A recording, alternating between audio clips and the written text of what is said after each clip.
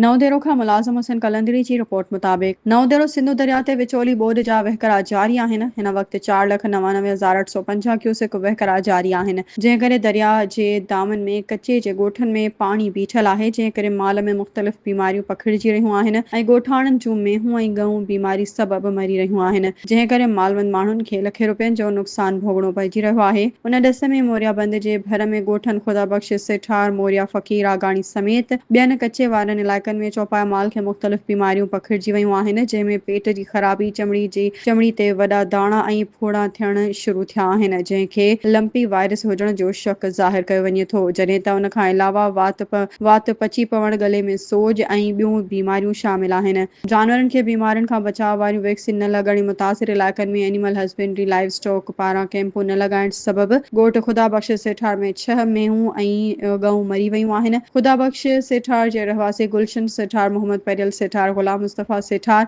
माणक सेठार ऐं ॿियनि जो चवणु हो त बीमारियूं फैलजण करे लखे रुपयनि में ख़रीद कयल ढोर ढगा बीमारियुनि सबबि मरी रहिया आहिनि। ॿिया बि जानवर वठिजी विया आहिनि, जंहिं करे तमामु घणा परेशान आहियूं। का बि लाइव स्टॉक वारनि जी टीम ॻोठ में विज़िट नाहे आई ऐं न माल खे बीमारियुनि खां बचाव जूं वैक्सीन लॻायूं वयूं आहिनि। फ़क़ति कूड़ियूं दावाऊं करे कागज़नि में माल खे वैक्सीन ॾेखारे करोड़े रुपयनि जी करप्शन कई पई वञे। असांजो पेट गुज़र चौपाया माल ऐं ज़रात ते आहे। माल खे नुक़सान थियण सां वॾो नुक़सान पइजी रहियो आहे। जानवरनि खे चमड़ी ते ज़ख़्म ऐं ॻोढ़ा थी रहिया आहिनि, जंहिं मां रतु वहे पियो ऐं पेट जी बीमारियुनि सबबि जानवरनि खे पेटां रतु अचे थो ऐं बुख़ार थियण करे ॻोठ में 6 मेंहूं ऐं गऊं मरी वयूं आहिनि, पर के बि तदारुक लाइ नाहे आयो। जानवरनि खे निजी क्लिनिकुनि तां पैसा भरे जानवरनि खे दवा वठी खारायूं पिया, पर उन बावजूदि फ़र्क़ नथी थियनि। अता मोहम्मद खखराणी जो चवणु आहे त गोघे ऐं महाड़ो मौज़ी वबा थी वयूं आहे। सरकार खे घुर्जे त हिंगामी बुनियादनि ते दरिया जे भर वारनि ॻोठ में वञी जानवरनि खे वैक्सीन लॻाए वधीक नुक़सान खां बचायो वञे।